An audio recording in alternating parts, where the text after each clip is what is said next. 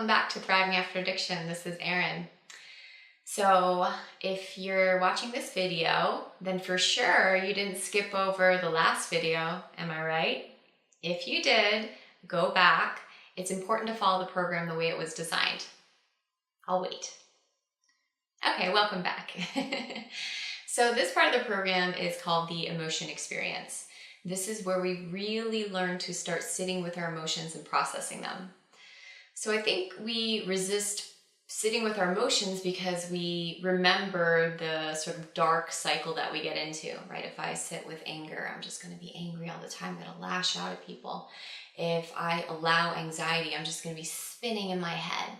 Simply not true, right? So what we're doing here is trying to change our relationship with our feelings. So if you're anything like me, I needed to learn how to feel. I did not know how. I knew how to run away from my emotions. I knew how to numb. I knew how to stuff everything down, but I didn't learn how to feel. And that's what you're going to start to do.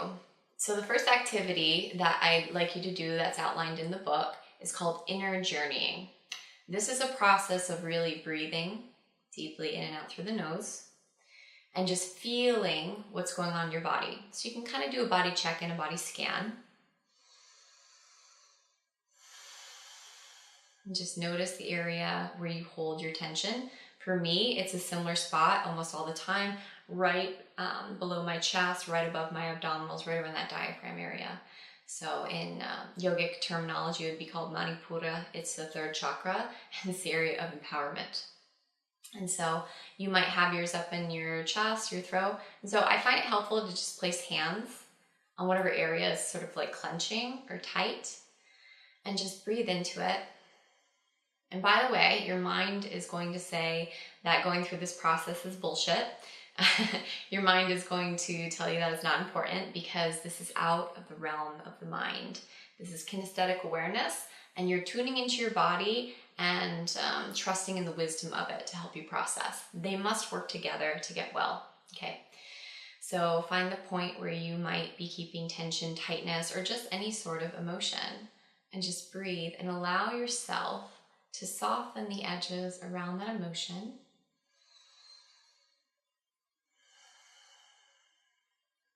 And you'll take a few breaths doing this. And then once you do that, you're going to start allowing that emotion to vibrate and expand through you.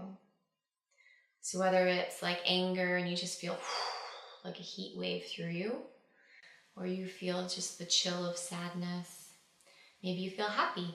Whatever it is, changing our relationship with the emotions is going through the process of being intimate with them, understanding them, allowing them, listening to them. And so after you go through expanding that emotion, what you're going to do is stay with yourself and see what's underneath it. Now, some days for me, this is easy, right? I wake up 5 minutes, do my inner journeying, and boom, boom, boom, get through some unpleasant emotions, find that place of like peace and home and relief, and I'm just like, have an awesome day.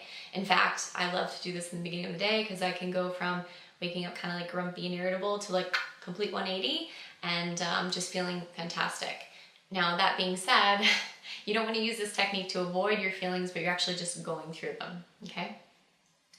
When you learn to go through the feelings, then you see what's on the other side. You allow that to expand through you and vibrate.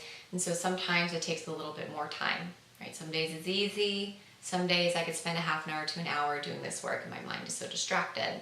I will tell you that the more often you do this work, the easier it becomes and the quicker it seems to become for you. This activity is something that is so important for your recovery, and it's just a skill that is invaluable. If an emotion is the worst thing that can happen in life and the best, if you learn not to fear them and yet embrace them, then you're going to show up fully in your life. So please keep up with this practice. Allow yourself to feel as much as you can. You might even set a timer throughout the day to go off every hour. And then when it does, just take a few breaths. Feel your body, pay attention to it, acknowledge it, be intimate with it. And then you'll start to change your relationship with it. Keep going. I'm here with you. Namaste.